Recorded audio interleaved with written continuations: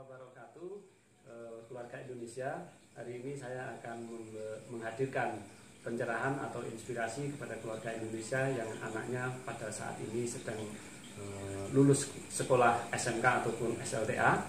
Dan semoga saja wawancara saya dengan Mbak Anindya Miftahul Khair Indonesia yang saat ini kuliah sambil bekerja bisa menjadikan inspirasi buat kita semua.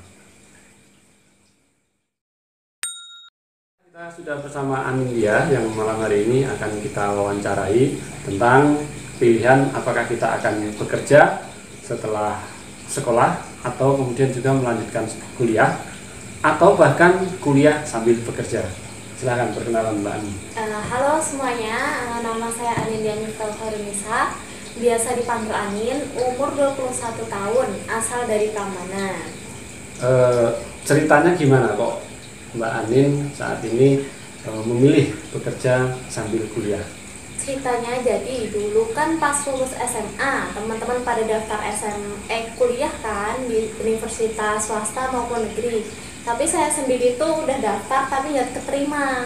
Untuk coba di universitas swasta sempat, tapi karena kebutuhan kehidupan sehari-hari tinggi kan nggak mau merepotkan orang tua juga. Jadi milih untuk bekerja dulu 1 semester, lalu daftar di kuliah yang terjangkau juga biayanya gitu. Saat ini kuliah di mana dan jurusan apa?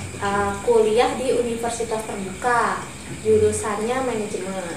Oke. Dan kerjanya di mana sekarang, Pak? Kerja di PT SCE yang sekarang jadi PT Hansol Indo Klaten di daerah Prambanan, di Jalan Bubusan. Menurut Prambanan. Menurut Mbak Anin, apakah ada kesesuaian antara jurusan yang Mbak Anin pilih dengan saat ini kerjaan yang dilakukan? Ada sih, soalnya saya ambil di manajemen. Kerjaan saya sebagai merchandiser. Itu departemen merchandiser itu kayak admin, tapi adminnya admin factory gitu kan. Kalau di perusahaan gitu kan setiap bagian ada adminnya masing-masing. Nah saya itu di admin factory-nya, jadi semuanya itu nanti masuk di saya, seperti itu kurang lebihnya. Oke ya guys, jangan merasa untuk pilihannya itu salah atau benar, tapi yang penting adalah mengisi masa muda dengan kegiatan positif, diantaranya dengan bekerja sambil kuliah.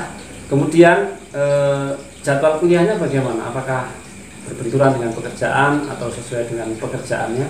Sebelumnya saya kan kuliah di Universitas Terbuka. Di universitas tersebut kan rata-rata semua teman saya juga kuliah sambil bekerja. Jadi untuk jam kuliahnya sendiri itu bebas, di hari apapun bisa. Tapi tiap minggunya itu kita dapat tugas, dapat materi yang harus kita kerjakan. Kita harus tanggung jawab sama tugas-tugas kita itu sendiri. Untuk kalau saya mengerjakan tugas-tugas itu biasanya karena kerjanya saya kan di jam 7 sampai jam 6. Suka kalau lembur-lembur juga kan, saya ngitungin itu. Saya tidur nanti sampai jam bersih-bersih dulu, ngapa-ngapain dulu, terus istirahat bentar. Tapi setiap jam 12 sampai jam 1, kadang sampai jam 2, jam 3 tergantung banyak sedikitnya tugas. Nanti saya belajar di jam-jam itu gitu. Nanti habis itu selesai, terus saya tidur bentar, pagi nanti saya kerja lagi, seperti itu terus. Kalau untuk ketemu sama dosennya di hari Sabtu sama hari Minggunya. Jadi tidak ada halangan ya antara kuliah dan kerja, dua-duanya tidak saling mengganggu. Jadi hanya dibutuhkan fisik yang prima, dibutuhkan istirahat yang cukup agar supaya tidak drop. Kemudian yang ingin saya tanyakan adalah harapan kedepannya apa untuk gimana ya setelah lulus kuliah ini akan seperti apa? Sudah ada harapan yang khusus? Kalau untuk lulus kuliah sih pasti mau cari kerjaan yang lebih menantang lagi ya, lebih beda lagi gitu. Apalagi kan sekarang kalau kerja itu nggak harus lulusan kuliah doang gitu, pasti ada embel-embelnya berpengalaman minimal 1 tahun atau 2 tahun. Untuk saat ini kan saya masih ngumpulin ilmu lah. Kalau besok kemana cari kerja yang untuk saya pribadi kan penting untuk cari salary yang lebih tinggi dan lebih enak tempatnya, lebih nyaman juga gitu. Oke guys, yang perlu kita catat adalah bahwasanya keterbatasan itu tidak membatasi kita untuk maju. Kemudian yang berikutnya, apabila memilih bekerja dan kuliah harus disesuaikan dengan jurusan dan pekerjaannya. Kemudian yang berikutnya, atur waktu yang cukup. Kemudian juga kalau bisa ya ini ya, pilih fakultas atau kuliah atau universitas yang seperti Mbak Anin bilang tidak mengganggu, yakni universitas terbuka ya. Iya. Universitas terbuka yang mana memberikan pilihan opsi untuk kuliah dengan benar. Oke, hari ini kita sudah mendapatkan inspirasi baru bahwasanya satu poinnya, keterbatasan tidak harus membatasi kesempatan Anda untuk kuliah. Terima kasih Mbak Anin, semoga saja apa yang Mbak Anin sampaikan semua tentang kuliah yang dihadapi dan kendala yang dihadapi di pekerjaan bisa menginspirasi Anda semua.